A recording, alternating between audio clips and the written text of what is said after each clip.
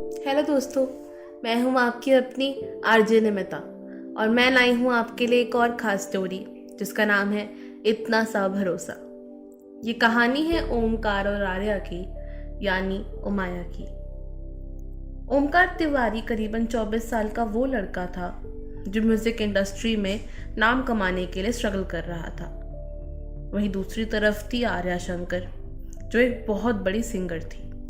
उसे फ्लूइड बजाने का भी बहुत शौक था। ओमकार पुणे का रहने वाला था और एक सपोर्टिव मिडिल क्लास फैमिली को बिलोंग करता था। वहीं आर्या भी एक मिडिल क्लास तमिल फैमिली को बिलोंग करती थी। दोनों ओमकार और आर्या मुंबई में ही रहते थे और शायद साथ काम भी करने वाले थे। इसीलिए उस रोज ओमकार आर्या से मिलने म्यूजिकली नाम की एक कंपनी के ऑफिस गया था। Hi mister Tiwari, right?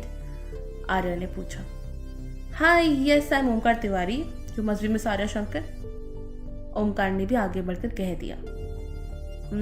Yes but Arya would do, Omkar, Arya ने कहा।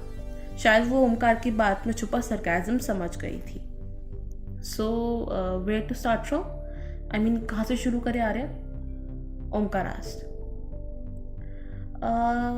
आई think we can start with coffee, या some fresh starts to a fresh morning, Arya ने छूटते ही कह दिया। कॉफ़ी के लिए कैफ़े पहुंचे तो पता चला कि दोनों को ही कैपुचिनो और पुराने ज़माने के गाने पसंद थे। कॉफ़ी अकेली कुछ सूनी सी लग रही थी तो आर्या ने फरमाइश कर डाली। मेरा फेवरेट है इतना ना मुझसे तो प्यार पड़ा, फ्रॉम छाया, एक बार गा दो ना, आर्या ने कहा। सेम हेयर बट सॉन्ग थोड़ा डिफरेंट है। आई मीन, मुझे दोनों तलत महमूद एंड सुनील दत्त का कॉम्बिनेशन पसंद है, बट मेरा फेवरेट है जलते हैं जिसके लिए, but on special demand here I go. ये कहते हुए ओमकार गाना गाने लगा। आर्या से रहा नहीं गया और वो भी अपनी मीठी आवाज में गाने लगी। मुझसे तू प्यार बढ़ा कि मैं एक बादल आवारा, जन्म जन्म से हूँ साथ तेरे, है नाम मेरा जल की धारा। वो शाम को अपनी याद में रखना दोनों ही तरफ से तय था। वो शाम हर शाम में बदल गई। दोनों का सफर कलीग्स होने से नहीं बल्कि दोस्त होने से शुरू हुआ था। इस सफर में धीरे धीरे दोस्ती का साथ प्यार देने लगा था। ओमकार और आर्या को कब प्यार हो गया था उन्हें अंदाजा ही नहीं लगा। उन दोनों की जोड़ी म्यूजिक इंडस्ट्री में भी काफी हिट हो गई थी, लेकिन इस जोड़ी में आर्या का पलड़ा थोड़ा ज्यादा भारी रहता था। बट इस बात का कुछ खास असर अभी तक उनके रिश्ते पर दिखाई नहीं दिया था। वक्त निकलता गया और दोनों के घरों में इस प्यार के रिश्ते को शादी के बंधन में बांधने की तैयारी शुरू हो गई। ओम और आर्या की शादी दोनों मराठी और तमिलन स्टाइल में होने वाली थी। दोनों के लिए किसी परियों की कहानी से कम नहीं था, एकदम परफेक्ट। बस मन में एक बेचैनी थी, तो उस वक्त के इंतजार की वजह से जब वो एक होने वाले थे। पर रस्मों और रिवाजों ने शुरू होते ही उस बेचैनी के टाइम टेबल को ओवरटेक कर लिया। बस अब वो घड़ी आई गई थी। दोनों शादी के बंधन में बंधकर बहुत खुश थे। इस हसीन सफर की शुरुआत तो अच्छी ही हुई थी और जो बात पहले नहीं खटकी वो अब खटकने लगी थी। रिश्तेदारों ने वर्किंग बहू को घरेलू बहू बनाने का मन ही बना लिया था। अरे भैरवी, तुम आर्या को घर पर रहने को क्यों नहीं कहती हो भाई? पहले बात अलग थी, लेकिन अब दोनों की शादी हो चुकी है। काम को लेकर बातें बननी शुरू हो जाती हैं और जब बातें बिगड़ जाएं तो झगड़े और शिकायतें प्यार की जगह लेने में वक्त नहीं लगाते। तुम तो जानती हो भैरवी, अब मैं इसमें और क्या कहूँ। सब समझी हो तुम, जिंदगी देखी है तुमने, बाकी आगे तुम्हारा फैसला, जो तुम चाहो। माया मौसी ओम की माँ के कान में शक और टेंशन का शंख बजाकर निकल ली। भैरवी ओम और आर्या से इस बारे में बात करना तो चाहती थी, पर वो इस बात में बिन बात का वहम डालना नहीं चाहती थी। ओम पहले ही भैरवी से इस बारे में बात कर चुका था। वो क्लियर था कि आर्या काम करना चाहती है तो उसे उसके लिए रोका ना जाए, और उसके पेरेंट्स को भी इस बात से कोई प्रॉब्लम नहीं थी। पर दुनिया तो दुनिया ठहरी, डिफरेंट चीज़ें कहाँ हजम होती हैं। और फिर ये तो वर्किंग बहू का मामला था, ऐसे कहाँ शांति होने वाली थी। ऑफिस में जहाँ शादी की मिठाइयाँ बट रही थी, वहीं हमारे उमाया के हनीमून की लोकेशन के लिए चिट्स भी निकल रही थी। एक्साइटमेंट फुल ऑन था, बट इस स्टोरी में भी एक काम खराब करने वाला तो होगा ही। ये शख्स थे आर्या के एक्स बॉयफ्रेंड अरविंद स्वामी जी। बड़ी कृपा इनकी कि ब्रेकअप के बाद भी चिपके पड़े थे, और शादी की खबर से जो आग मन में लगी थी उसे तो दुनिया का कोई फायर एक्सटिंग्विशर नहीं बुझा पाया था। बस अरविंद ने मौका मिलते ही दोनों साइड के कान भरने शुरू कर दिए, और वो इस प्रकार था। पहली बारी थी आर्या की। Arya, I know I am your x, but still दोस्त और कलीग की तरह मैं बोलेगा। हाँ, आई थॉट कि तुमको बता दे कि ओमकार तुम्हारे बारे में क्या सोचता है, अरविंद ने कहा। क्यों, ऐसा क्या सोचता है? आर्या काम में बिजी थी बट पूछ डाला। आई हर्ड हिम सेइंग कि आर्या का टैलेंट इतना बड़ा भी नहीं है कि मेरी बराबरी करे। आई थिंक वो तुमसे थोड़ा जेलस है, नहीं तो ऐसा क्यों बोलता?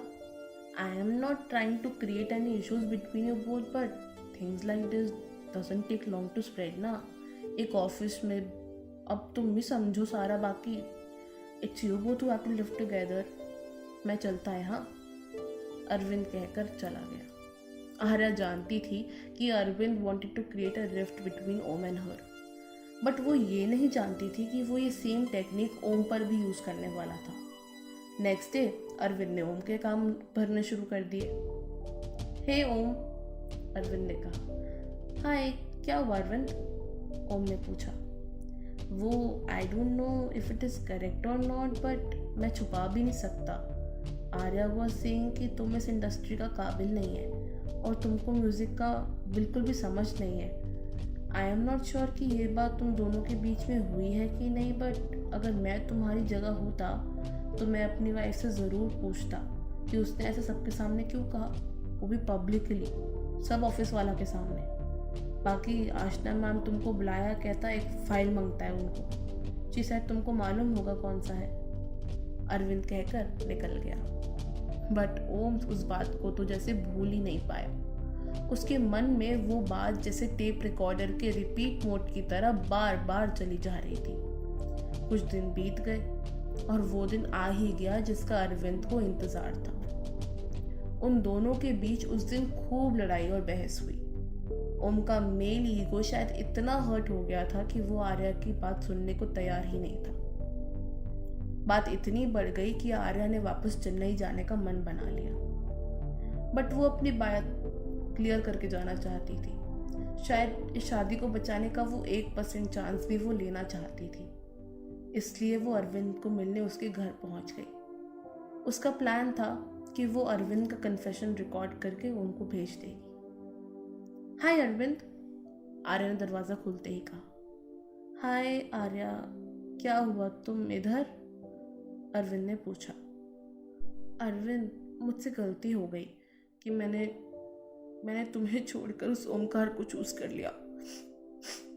I am going back to Chennai for now, but divorce के बाद we can get back together. हाँ, I know you still love me, है ना?